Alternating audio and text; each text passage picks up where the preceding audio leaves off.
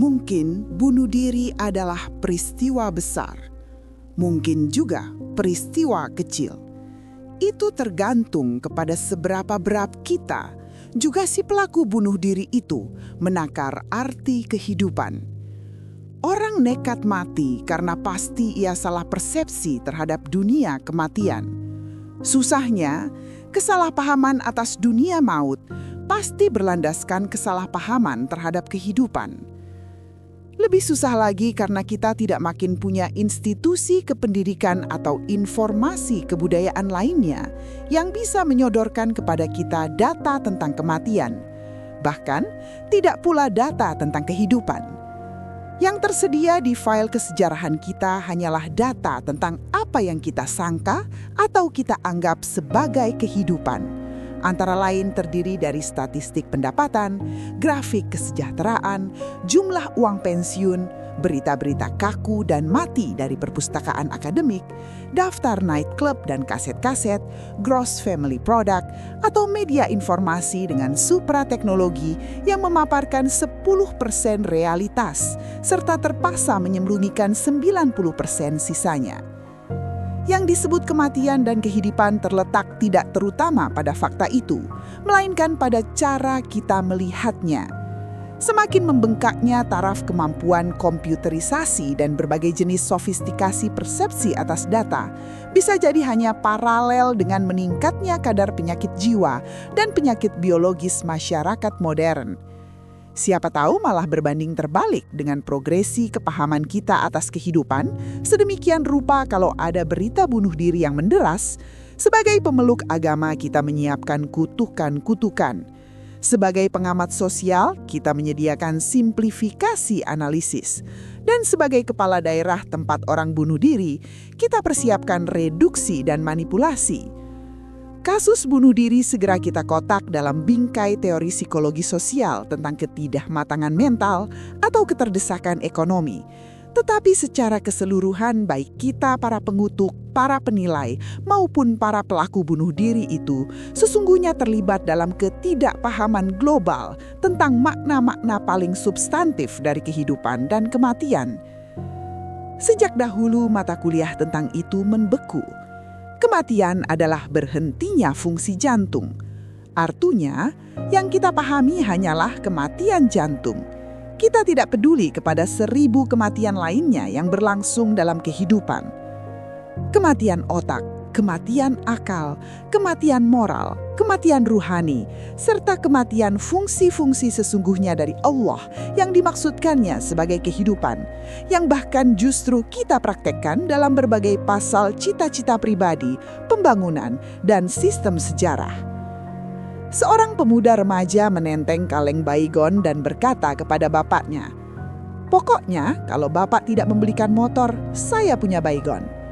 Pemuda yang lain naik pohon tinggi-tinggi, memblackmail orang tuanya untuk sebentar lagi menjatuhkan dirinya kalau tak dituruti kehendaknya. Polisi datang, menerapkan suatu bentuk terapi menodong pemuda itu dengan pistol dan berteriak, "Turun atau tidak?" Dan sang remaja melorot ketakutan.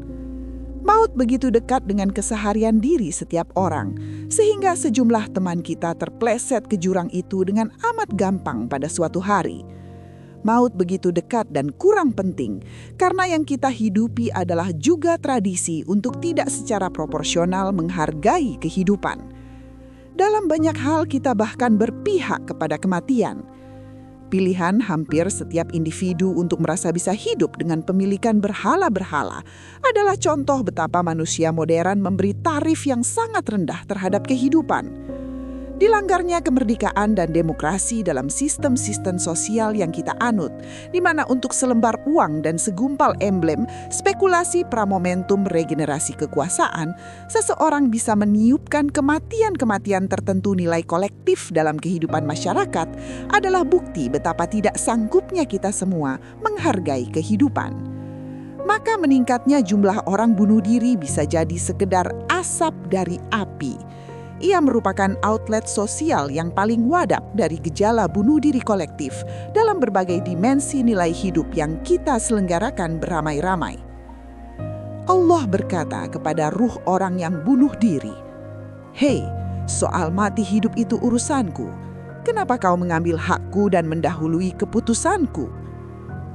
Si terdakwa menjawab, "Hamba justru menyeberang ke wilayah kehidupan yang lebih sejati. Hamba berpindah dari tempat di mana kehidupan dibuat menangis oleh kesengsaraanku, oleh ketimpangan kesejahteraan yang membuatku tidak lagi merasa bahwa itu adalah kehidupan.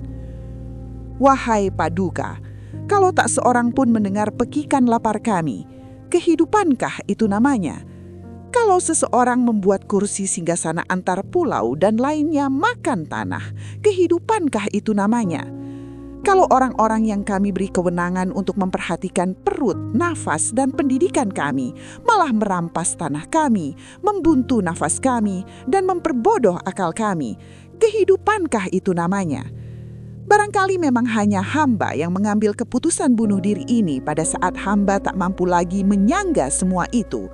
Namun Engkau Maha tahu bahwa kawan-kawan kami yang masih tinggal di sana sesungguhnya telah dibunuh oleh yang kami sebut kehidupan."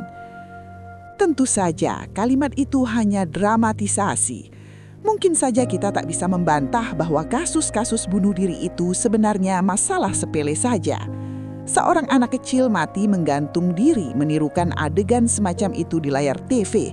Ibu-ibu mencekik bayinya, bapak membakar anaknya, orang memotong-motong badan sesama manusia. Mereka adalah orang-orang yang paling dimabukkan oleh atmosfer massal di mana manusia, masyarakat, dan mungkin negara dan institusi-institusi pendidikan gagal untuk memberi harga yang pantas kepada kehidupan. Penghargaan kita terhadap kehidupan tercermin dari pola keinginan hidup sehari-hari, cita-cita hari depan, pilihan perabot-perabot hidup, dilaksanakan tidaknya empati sosial, cinta kasih kolektif, demokratisasi, hukum, dan moralitas. Untuk kasus kita, setting orang bunuh diri bukan karena hal-hal semacam kekeringan ruhani seperti yang terjadi di negara-negara maju. Teman-teman kita yang nekat bunuh diri barangkali justru telah meruhani, telah merasa secara naluriah bahwa yang namanya kehidupan hanya tinggal di wilayah ruhani, sebab di wilayah fisik biologis kehidupan telah terbengkalai sedemikian rupa. Dalam frame ini, orang bunuh diri bisa jadi karena justru mengejar kehidupan. Konsep harakiri orang Jepang sama sekali bermakna terbalik dari paham tentang bunuh diri. Orang Jepang berharakiri justru untuk mempertahankan kehidupan. Bagi mereka, kehidupan adalah terus digenggamnya keyakinan, meskipun pada akhirnya cara mempertahankan keyakinan itu justru dengan memisahkan nyawa dari badan. Kalau ia tak harakiri, matilah keyakinannya. Kita di sini membedakan antara nyawa, sukma, jiwa, ruh, bahkan juga nafs yang berjumlah 36 dan tidak terikat oleh mati hidup secara biologis, juga tidak terikat oleh skala ruang dan waktu.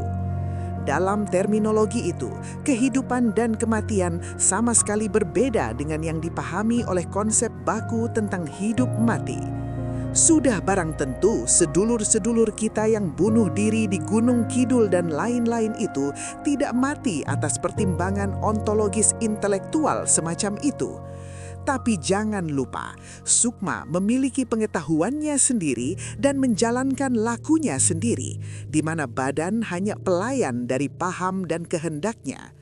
Sudah lama sang sukma tak kerasan dan ingin lari dari kehidupan yang tidak hidup baginya, dari kehidupan yang toh mementaskan banyak kematian.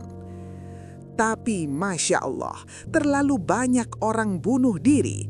Tak hanya atas pelaku bunuh diri itu sendiri saja kita meratap, melainkan untuk bangunan-bangunan kehidupan kita yang melahirkan orang-orang bunuh diri. Sungguh terlalu banyak jumlah orang bunuh diri untuk sebuah zaman di mana sekumpulan masyarakat sedang bersukaria menyongsong suatu era yang bernama tinggal landas.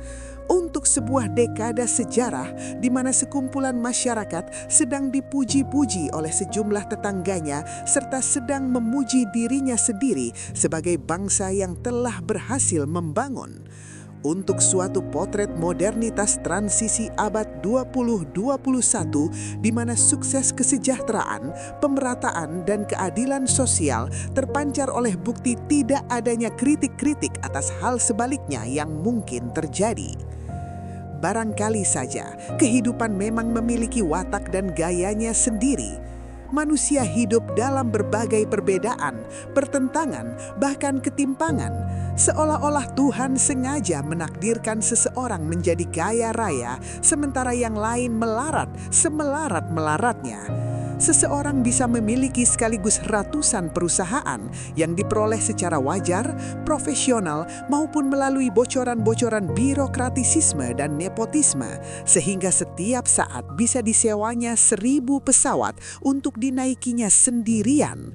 Sementara seseorang yang lain membeli ratusan map dan kertas surat lamaran kerja yang bertahun-tahun tak diterima oleh kantor perusahaan manapun, atau membanting tulang daging sehari penuh untuk beberapa ratus rupiah.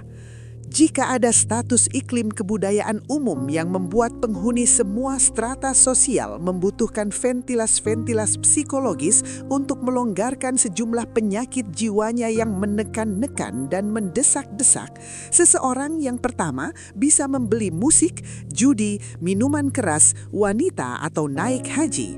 Sementara seseorang yang kedua tak memiliki apapun untuk membeli hiburan apapun, sehingga pada momentum tertentu tak ingin ia bertemu dengan dirinya sendiri. Bunuh diri.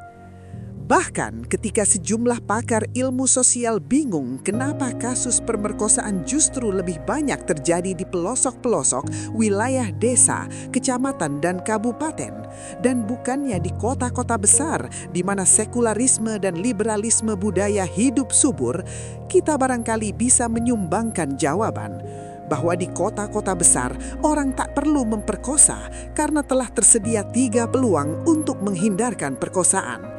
Pertama, untuk apa memperkosa kalau persetubuhan bisa diselenggarakan rela sama rela? Kedua, untuk apa memperkosa kalau di banyak tempat kita bisa membeli wanita dengan kelas tarif yang persuasif terhadap masyarakat menengah bawah ke atas?